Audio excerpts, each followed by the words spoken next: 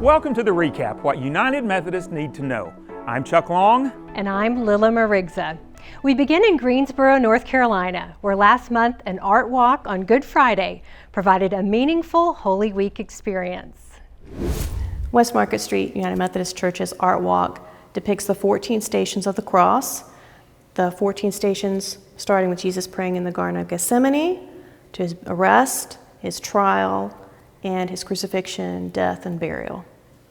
Each artist who participated chose a different station and depicted that in their own style, interpreting the scripture for that station. Art plays such a powerful part in our faith journey by expressing sometimes what words themselves doesn't sufficiently express. Our pieces this year have artists who are 3 years old to octogenarians, and it allows them to really reflect on the story and to follow the footsteps of Jesus to the cross and even to the grave, but to do that in a way that they can understand and where they can communicate it from their perspective. I feel like when they see that piece of art that I did, that I'm hoping that they would get the same feeling I did, that they could actually feel like they're walking in Jesus' shoes. We are carrying that cross too, but in a different way. It's our burdens each and every day. I think one of the more impactful exhibits was the clay pot with the water, and you touched it and it was red. That was very, very profound. You just see the red running on your finger. And it just brings in the perspective of the crucifixion to a whole new level that you probably wouldn't experience through either reading or singing or listening to a sermon.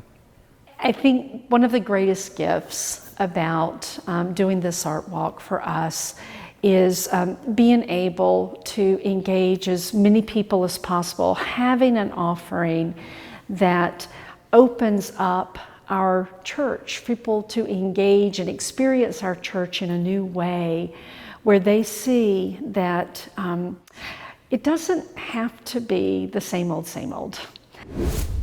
The art walk was free and open to the community, offering an invitation for everyone to pause, remember, and grow.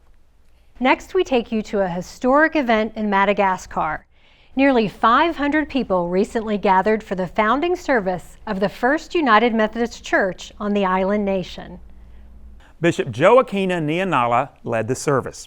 During her visit, nearly 100 new church members were confirmed and more than 90 people were baptized. 8 candidates for ordained ministry also responded, and Holy Communion was served for the first time in a United Methodist Church in Madagascar.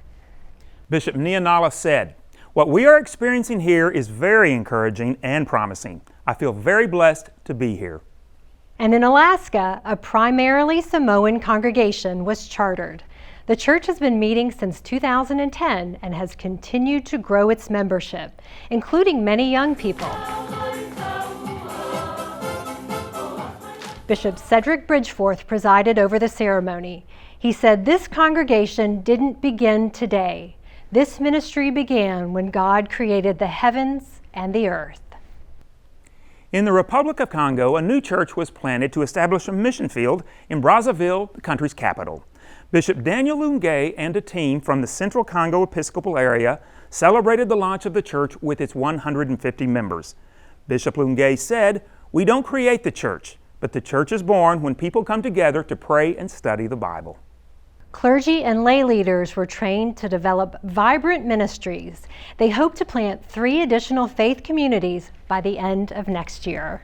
Now it's time to check in with you. The BeUMC hashtag allows you to share stories of joy with the world. Last month, many United Methodist congregations shared their Easter celebrations on social media. United Methodists in the South Pampanga district in the Philippines held an Easter sunrise service filled with music, inspiring messages, and fellowship.